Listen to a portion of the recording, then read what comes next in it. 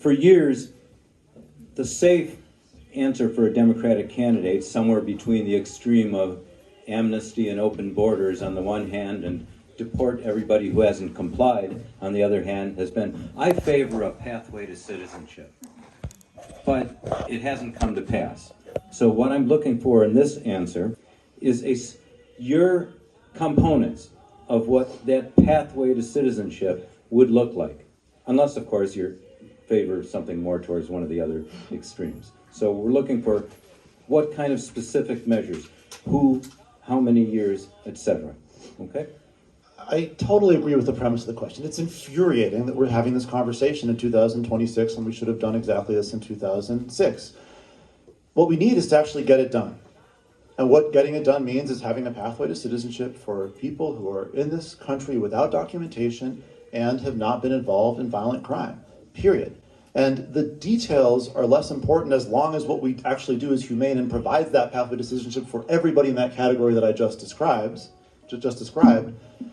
What's important is building the political will to actually do it. There have been some moments, of course, in the course of the last 20 years when we were relatively close. Usually it's foiled at the last minute by cowardice of Republicans who had previously been willing to do it. But we need someone who's prepared to fight. We need someone who's put together coalitions and gotten things done by working across the aisle with folks who maybe you didn't expect to be on board with the program. We need someone who's willing to take on political risk because, let's be clear, this is obviously a politically nuclear issue. And we need someone who understands that it's, oh, I didn't say the orange thing. We need someone who's going to do it. Next. Thank you. This question is very near and dear to me. My son is married to a woman from India. So many years ago, we started on the green card process. And let me tell you how backwards it is. It's backwards, it's expensive, it's confusing, and it just makes no sense. So there are so many steps along the way that we need to change. Here's a good example. While you're applying for your green card, you have to wait to get your work permit.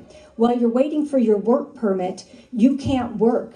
But at the same time, you can't be a quote-unquote burden to society. So you can't apply for food stamps and you can't apply for Medicaid. So now we've got people who want to come here legally who can't work, can't feed their families, and can't get health care until that document comes through.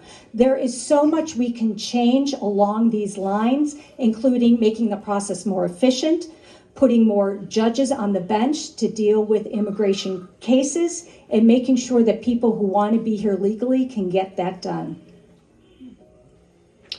It's a problem that was politicized for election purposes. The truth is, we need millions of migrants to come into the United States. The Chicago area needs maybe 300,000 to spread our tax base, to take the jobs that we need, to build this into the place that it should be. It's part of who we are.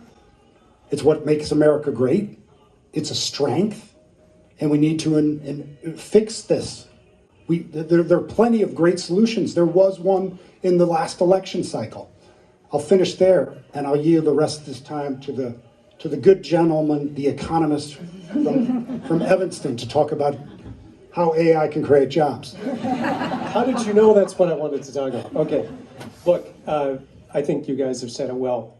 We need more temporary visas. We need people in the system, not out of the system. We need people paying taxes, abiding the law, and becoming citizens. So we absolutely need more immigration judges. There's no question about that. One of my cousins is an immigration judge. Her caseload is shocking. So we need that. It is the secret sauce of our economy. All economists know that. And I see stop.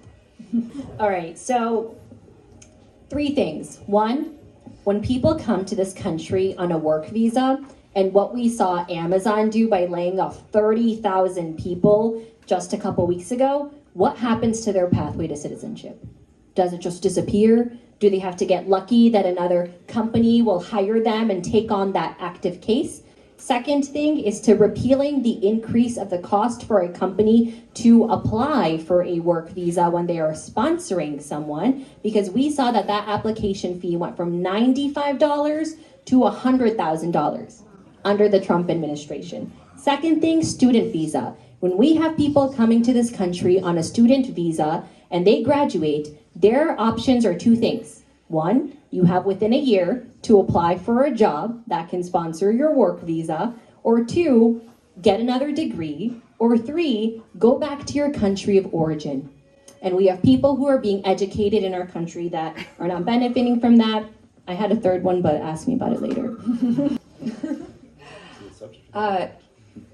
There was a world before our current immigration system, including ICE, and there will be a world after it. When my dad came here when he was a kid, here in Chicago, well, I guess this is Evanston, but the Chicago area, it took 10 years for them to just be able to move here.